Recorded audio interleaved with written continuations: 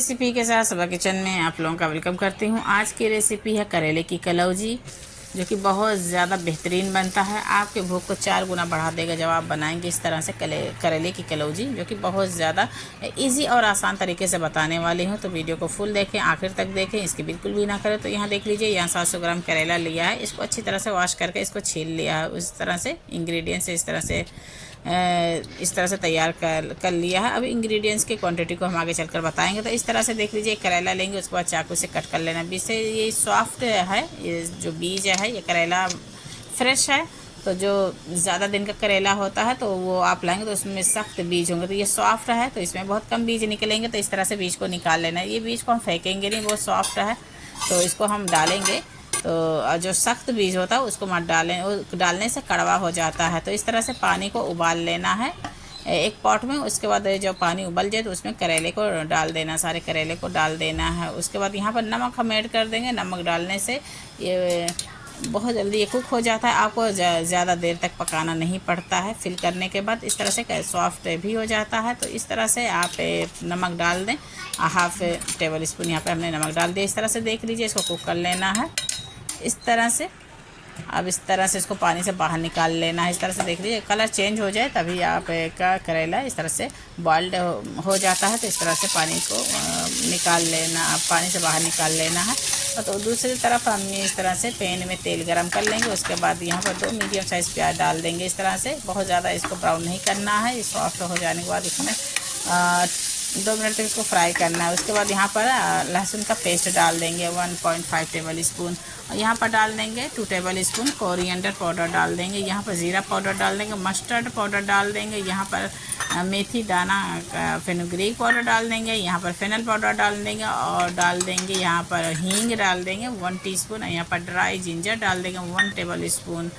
और यहाँ पर डाल देंगे विनेगर, डाल देंगे 2 टेबल स्पून। अगर विनेगर नहीं है तो आप यहाँ पर लेमन का जूस भी ऐड कर सकते हैं। अच्छी तरह से मिला लेंगे, इन सारे इंग्रेडिएंट्स को अच्छी तरह से मिला लेना है।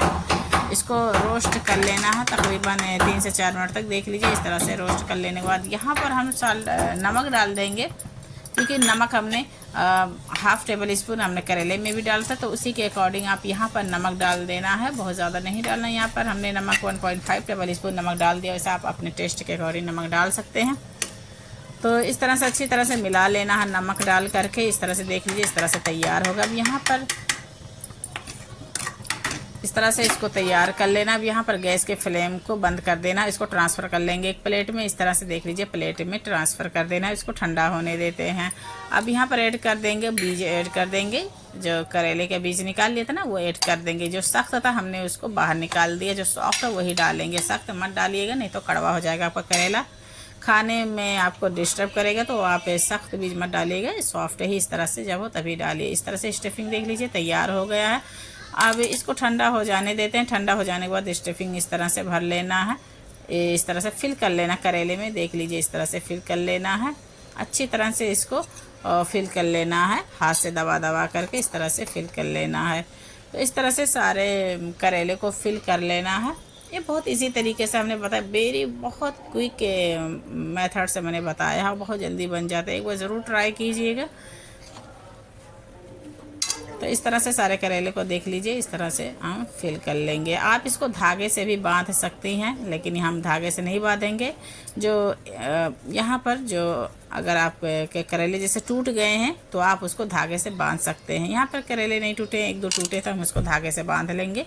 तो इस तरह से देख लीजिए, इस तरह से फिल कर लेना है। करेला तैयार हो गया है। चलिए दूसरा प्रोसेस शुरू कर लेते हैं। यहाँ देख लीजिए, इस तरह से सारे हमने तैयार कर लिया है।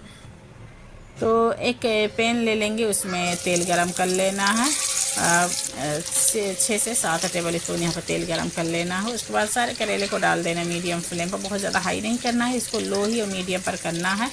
और इस तरह से देख लीजिए, इसको कवर कर देना 3 से 4 मिनट तक। डाल देने के बाद इसको 3 से 4 मिनट तक कवर कर देना है। उसके बाद ढक्कन को हटा देना है।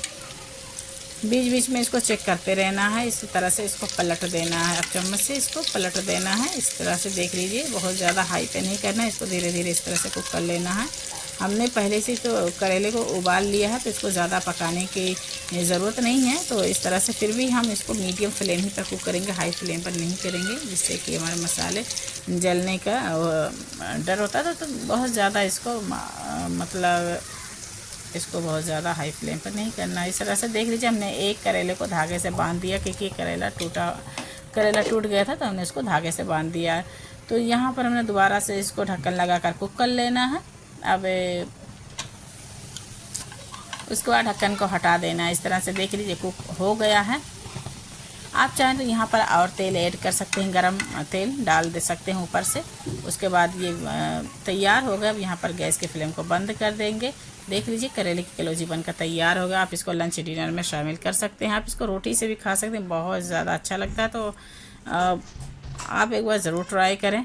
तो इस तरह से तैयार हो जाता है, बहुत आसान तरीके से। आई होप आज की रेसिपी आप लोग को पसंद आए।